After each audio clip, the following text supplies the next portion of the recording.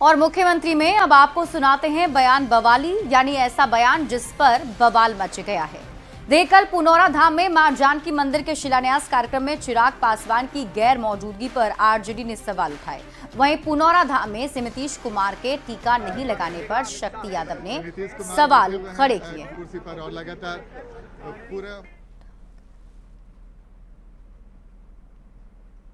अमित शाह जी मंदिर निर्माण भूमि पूजन में आए थे। मां जानकी के मंदिर का निर्माण कार्य का शुभारंभ था।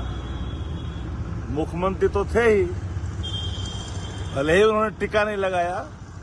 राजद का कोई अगर होता और टीका नहीं लगाता तो न जाने देश भर के मीडिया क्या तांडव करती, सनातन विरोधी, हिंदू विरोधी सब कह देता। लेकिन एक बड़ी खबर बता रहा हूं आपको कि चिराग पासवान कहीं दिखे नहीं। चिराग पासवान अलग रास्ता लेकर के खड़े थे, अपना गाड़ी में ही समय बिता दिया। नीतीश कुमार ने खबरदार कर दिया था अमित शाह जी को, उसका चेहरा दिखना नहीं चाहिए, हम उसे देखना पसंद नहीं करते हैं। और मुख्यमंत्री में बढ़ते हैं अगली खबर की ओर। आरजेडी के राज्यसभा सांसद मनोज झा ने निर्वाचन आयोग को लेकर एक तीखी टिप्पणी की है। मनोज झा ने कहा कि बांग्लादेश के चुनाव आयुक्त जैसी हालत हो जाएगी।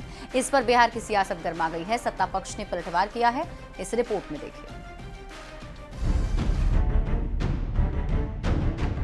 बिहार में विशेष गहन पुनरीक्षण यानी एसआईआर को लेकर सियासी गतिरोध थमने का नाम नहीं ले रहा है। वोटर लिस्ट रिवीजन के विरोध में दिन पर दिन सियासी बवाल बढ़ता ही जा रहा है। इस बार आरजेडी के राज्यसभा सांसद मनोज झा के बयान पर बवाल मच गया है।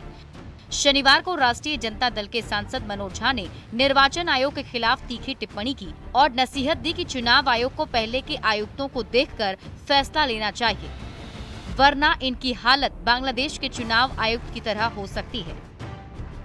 कि माननीय चुनाव आयोग को अपने प्रेडिसेसर को देखना चाहिए, पहले चुनाव आयुक्त को, फिर फैसला लें।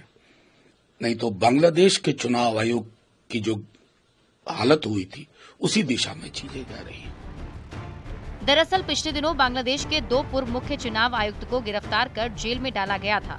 इनके खिलाफ चुनाव में धांधली कर सत्ता पक्ष को फायदा पहुंचाने और साजिश के तहत विपक्ष को हराने का आरोप था। अदालत में पेशी के दौरान पूर्व चुनाव आयुक्त को जूतों से भी पीटा गया था। लोगों ने जूतों की माला पहनाकर ऊपर अंडे फेंके थे। मनोज झा इसी घटना की ओर इशारा कर रहे हैं, जिसका समर्थन कांग्रेस भी कर रही है। आयोग एसआईआर पर दाएं बाएं झांकने के बजाय स्पष्ट शब्दों में ये क्यों नहीं बताता वोट की चोरी कर रहा है। इस तरह की कड़ी टिप्पणी को लेकर सत्ता पक्ष विपक्ष पर हमलावर है। आरजेडी को बीजेपी और जेडीयू चेतावनी दे रहा है कि धमकाने वाली सियासत अब नहीं चलेगी, क्योंकि अब जंगल राज नहीं है। और अब ये धमकाने वाली प्रवृत्ति खत्म कर लें आप।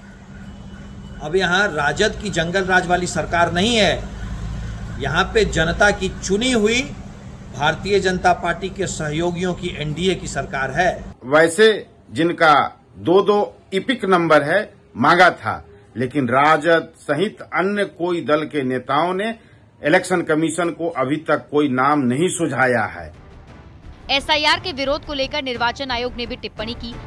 आयोग का कहना है कि कुछ राजनीतिक दलों के नेता कहानी कर रहे हैं, कुछ पक्षपाती बुद्धिजीवी नैरेटिव कर रहे हैं, जबकि ऐसे लोगों की कानूनी प्रक्रियाओं के प्रति बहुत कम श्रद्धा है। बिहार के सभी मतदाताओं को निर्वाचन आयोग पर पूरा विश्वास है, तभी तो सभी पार्टियों के एजेंट और नेताओं के साथ मिलकर पहला चरण पूरा किया गया और यही वजह है कि ड्राफ्ट वोटर लिस्ट कम त्रुटि के साथ प्रकाशित हुई है। हालांकि निर्वाचन आयोग ने किसी का नाम नहीं लिया है, पर उसका इशारा किसकी ओर है ये लोग बखूबी समझ रहे हैं। पटना संवाददाता संजय कुमार, दिल्ली संवाददाता